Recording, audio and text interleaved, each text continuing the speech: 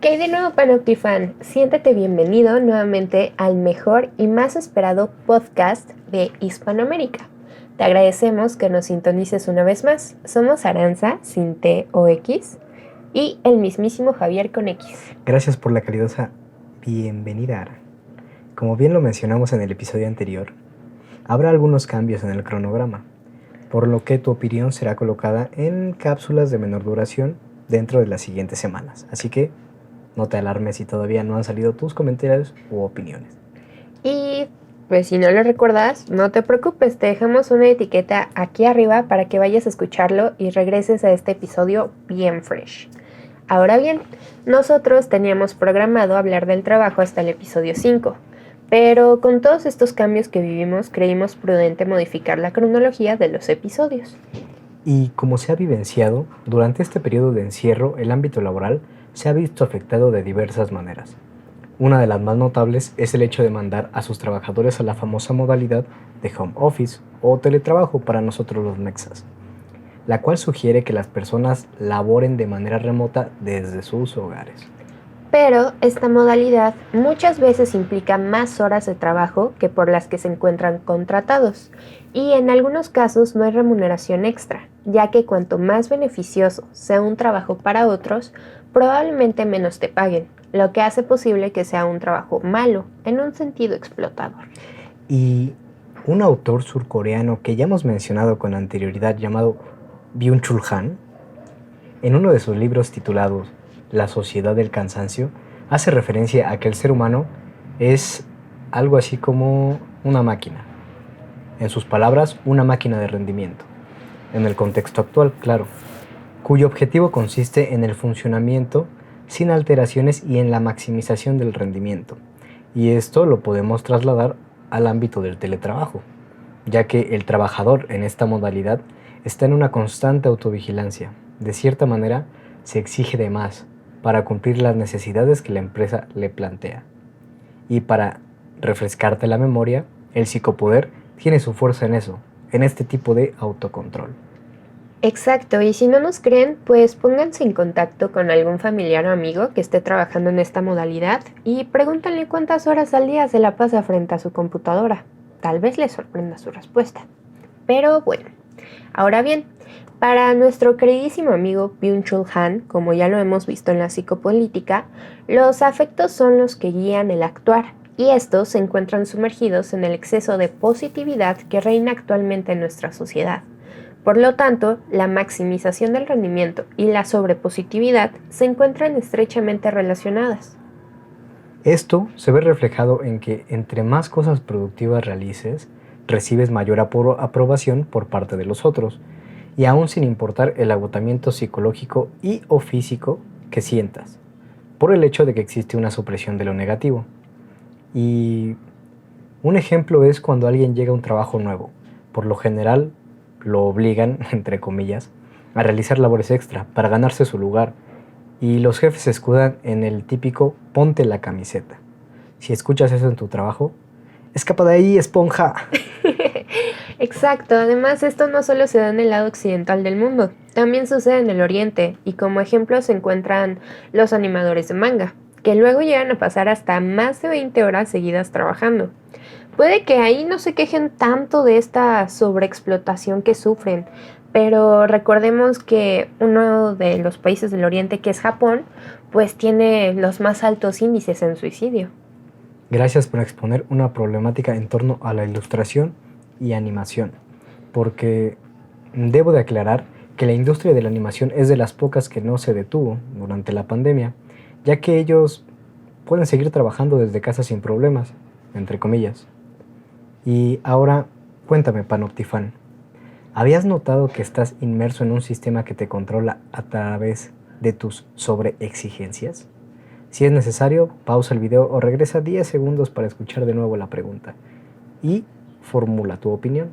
Sí, sabemos que es algo complicado de digerir, así es que tómate tu tiempo que necesites. Aquí te vamos a esperar. Bueno, ya mucho esperar, ¿no? Y continuando con lo que Ara mencionó hace ya unos minutos sobre los pagos a los trabajadores, en el inicio de la pandemia Hubo empresas que en México redujeron los salarios incluso hasta un 50%. También hubieron otras empresas como el gimnasio Fifi en donde estaba trabajando, que cuando reabrieron sus puertas despidieron a muchos empleados que no podían acudir a laborar debido a que eran personas de alto riesgo y la actividad que realizaban para ellos, o sea, para la empresa, pues no era tan esencial que digamos. Y ahora otro sector afectado podría ser incluso la venta de alimentos preparados. El vender comida, pues, obviamente es una actividad esencial, ya que muchas personas no cuentan con los instrumentos ni los productos básicos, tanto comerciales ni de su cocina, y tampoco el tiempo lo cuentan. Debido a que esto se podría mencionar que al inicio muchos no podían salir por miedo a contagiarse, viéndose afectado el ingreso en estos comercios. Sí, totalmente de acuerdo. Y más que nada, muchos de los clientes frecuentes de estos comercios que tú mencionas, pues eran oficinistas o mejor conocidos como godines y estudiantes. Mientras tanto, que en el giro de la adquisición cultural que también se vio afectado, pues entre ellos están los teatros, los museos, el cine, galerías de arte, bazares, programas sociales, etcétera, etcétera, etcétera. Debido a que pues tampoco no son considerados como actividades esenciales, pero siguen afectando a personas junto con sus allegados por esta falta de pues actividad debido a la pandemia. Exactamente, y como se ha visto resaltado con nuestros comentarios anteriores, las prestaciones laborales se han vuelto precarias en algunos aspectos para el empleado que ocupa un rango menor dentro de la empresa. Y esta situación nos obliga a retomar una entrevista realizada a un antropólogo estadounidense llamado David Grover. Este elaboró varias categorías del trabajo a través de un estudio de campo que realizó. Así es, y las categorías en las que nosotros nos queremos enfocar son los trabajos basura y los trabajos de mierda. Perdón por la palabra. Respecto al primero, se refiere a aquellos trabajos que son mal pagados, pero que tienen cierto aporte para la sociedad. Un ejemplo vago podría ser aquellas personas que se dedican a la limpieza en los centros comerciales, los baños, la vía pública, los hospitales, etc. Y respecto al segundo, menciona que en este tipo de trabajos, o sea, en los trabajos de mierda, la paga llega a ser buena, pero no tiene ninguna relevancia social o de utilidad. Y como un excelente ejemplo se me ocurre el puesto de nuestro queridísimo rector de nuestra amada universidad, que pues solo se dedica a castigar enérgicamente aquellas situaciones de indignación social. Ahora, como ya es costumbre en este bello podcast, queremos conocer lo que piensas al respecto. ¿Qué trabajos consideras basura y qué trabajos consideras de mierda? Y como si estuvieras en un examen, justifica tu respuesta, ya que esta sección tiene un valor de 10 puntos. Si es necesario, ponle pausa. Y ya después de esta breve pausa, creo que hay algo más que debemos preguntar y preguntarnos. Dime, ¿qué prefieres? ¿Un trabajo de mierda o uno basura? A ver, Javi, cuéntame, ¿qué dice tu moralidad aquí? Ay, no. Pensé que las preguntas solo eran para el panoptifán. Estoy en un dilema.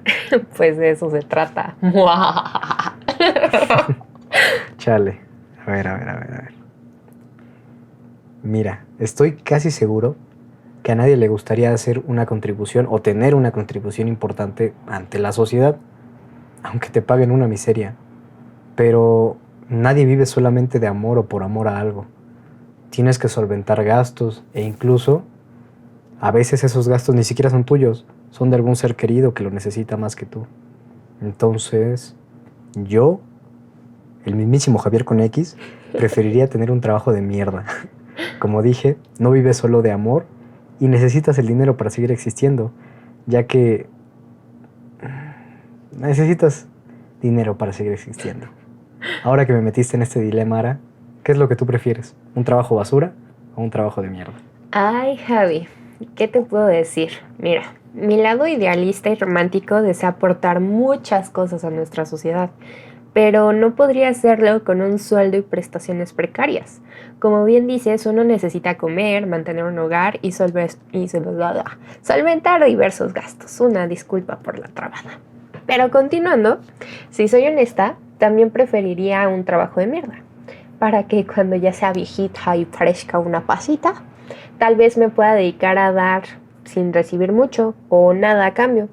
Porque aunque yo lo desee, en este momento actual, así, a mis 23 años, y creo que tal vez hasta los 45, no estoy segura, dividirse en un trabajo de mierda y otro basura está muy cañón. Es que debes de gozar de ciertos privilegios para poder hacerlo, o en su defecto dejar de lado tu persona, tus círculos sociales, tus círculos afectivos, pues para poder rendir en ambos. Sé que tú, la persona que nos escucha, no puede verme, pero durante el comentario de Ara estuve asintiendo con mi cabeza, ya que es algo bien cierto lo que dice, y creo que con esto podremos elaborar un puente, para que sepan hacia dónde va dirigido el resto del episodio. Ahora queremos ahondar más en un trabajo basura dentro de México, el ser profesor. Así que déjame brindarte 2 pesitos de contexto. Durante la pandemia, muchas problemáticas han resultado y resaltado. Una de ellas es el pago a profesores dentro de la UNAM. Antes del cobicho, existían ciertos retrasos en el pago de su sueldo. Sin embargo, después de 3 semestres en línea, esta situación se agravó. Y los primeros en levantar la voz fueron algunos profesores de la Facultad de Ciencias de nuestra universidad. Ellos se quejaron por el retraso de hasta 6 meses de su pago, mientras que otros mostraron que lo que se les descontaba era ridículo, dejándolos con un pago neto de 2 miserables pesos mexicanos. Así es. Y bueno, al mostrar su inconformidad ante esta situación, fueron ignorados por las autoridades correspondientes, lo que los llevó a compartir su situación con los estudiantes de la facultad. La Asamblea de Profesoras y Profesores de Asignatura y Ayudantes de esta facultad convocaron a un paro total de actividades. Sin embargo, la directiva no reconoció su movimiento y los amedrentó con que habrían consecuencias si no continuaban con las actividades escolares. Fue en este momento crucial que la Asamblea de Estudiantes Organizados de la Facultad de Ciencias decidió apoyarlos en su movimiento, aplicando su derecho al paro total de actividades por tiempo definido, con la finalidad de obtener resoluciones inmediatas a sus exigencias. Por lo que a este paro se unieron adjuntos de la Facultad de Ciencias Políticas y Sociales, debido a que se encontraban en la misma situación. Dicha facultad comenzó su paro de actividades el jueves 18 de marzo. Esto provocó que a partir del lunes 22, otras facultades y la ENES Juriquilla, la comunidad estudiantil se solidarizara con el movimiento de la Facultad de Ciencias, y como si fuera efecto dominó, se destaparon problemáticas específicas en cada escuela. Así es, y después de este pequeño resumen, es prudente explicarte las diferencias entre los profesores de asignatura, los de carrera, los eméritos y los ayudantes académicos. Prepárate que esto será muy crudo, real e injusto. Miren. Los profesores de asignatura son aquellos que están contratados para cubrir ciertas horas de clase al mes y tienen como objetivo dedicarse únicamente a la docencia. Se les renueva el contrato cada 6 meses y de acuerdo a las necesidades de cada semestre se les asigna una o varias materias a impartir. Se dividen en 2 categorías, A y B, en las cuales pues no vamos a profundizar porque la verdad está medio largo y confuso. Ahora bien, respecto a su sueldo, se les paga en promedio 101.56 pesos por hora laborada frente a grupo. Mientras que los profesores de carrera son aquellos que dividen su labor entre la docencia e investigación, dedicando medio tiempo o tiempo completo a la realización de labores académicas. Por este motivo su sueldo es mayor en comparación a los de asignatura. Y ahora los profesores eméritos son aquellos a quienes la universidad honra, entre comillas, con dicha designación, por haber prestado mínimo 30 años de servicio con dedicación y también haber realizado una obra de valía excepcional. Pero espera, recuerda que también estos profesores eméritos llegan a ese puesto o a esa mención honorífica, pues por las palancas que hay en nuestra facultad, bueno, en la universidad. Exactamente, muchas veces es eso. Y ahora, si hablamos de su sueldo, para que se den una idea, ingresen a la página de Transparencia UNAM, donde encontrarán que los sueldos varían entre 120 y 130 mil pesos mensuales, incluyendo estímulos. Ya por último, se encuentran los ayudantes, quienes auxilian a los profesores e investigadores en sus labores. Estos son contratados por horas, medio tiempo o tiempo completo, y en caso de ser contratados por horas, no deben exceder las 12 horas a la semana. Desconocemos su remuneración económica, pero seguramente es menor a comparación de los profesores de asignatura. En efecto. Y bueno, de seguro te has de preguntar, ¿por qué te estamos explicando todo esto? Pues para hacer hincapié en la brecha salarial que existe en la UNAM y por la distinción que hicimos sobre los trabajos basura. Básicamente, los profesores de asignatura y ayudantes están trabajando por puro amor a la docencia. Te estamos hablando a ti, director de la HHHHH Facultad de Derecho. Bueno, sí, pero como decía, aunque sea algo que hay que reconocer, sigue siendo injusta su situación laboral. Y para señalar de manera más clara lo que dice Ara, no es lo mismo que tu pago de 150,000 pesos tenga un retraso de un mes a que tu sueldo de 13,000 pesos tenga un retraso. Obviamente el de menor cantidad va a resentir mucho más. Y por estas razones es que las facultades de la UNAM están en paro de actividades. Exacto. Aparte sabemos que nuestro podcast es para reflexionar más allá de lo que normalmente nos lo permitimos. Y el capítulo de hoy estuvo más enfocado en aquellas situaciones precarias que la UNAM no se ha dispuesto a resolver. Con esto queremos invitarte al diálogo y que expongas aquellas situaciones injustas que se están dando en tu lugar de trabajo o institución educativa a raíz de la pandemia. Y ya como mensaje final de nuestra parte, te compartimos un texto de Carlos M., estudiante de la UNAM, que está completamente relacionado con el episodio anterior sobre el Requiem de la educación y el episodio de hoy, Trabajos basura. La UNAM no se detiene, pero cerca de 72,000 estudiantes están en riesgo de abandonar sus estudios por la pandemia. Secretario General. La UNAM no se detiene, pero hay profesores que perciben pago por 2.50 pesos. La UNAM no se detiene, pero al menos la mitad de sus estudiantes denuncian que sus clases en línea no garantizan la calidad educativa. La jornada. La UNAM no se detiene, pero cerca de 7,000 estudiantes se han quedado sin título y varios otros sin poder realizar su servicio social. Excelsior. La UNAM no se detiene, pero en México, 40% de los estudiantes universitarios muestran ansiedad y 30% estrés a causa de la pandemia y las clases en línea. ORCID. La UNAM no se detiene, pero poco más de 32 millones de mexicanos no cuentan con internet en casa, muchos de ellos estudiantes, y varios otros sin un equipo de cómputo propio. Animal político. La UNAM no se detiene, pero ya son casi 8,000 estudiantes de la UNAM que abandonaron sus estudios. La UNAM no se detiene, pero ¿de qué UNAM hablan? Porque la comunidad ha estado más detenida que nunca ante una pandemia por COVID-19 y la indiferencia de propósitos particulares. Esto es todo por hoy. Nos vemos hasta la próxima.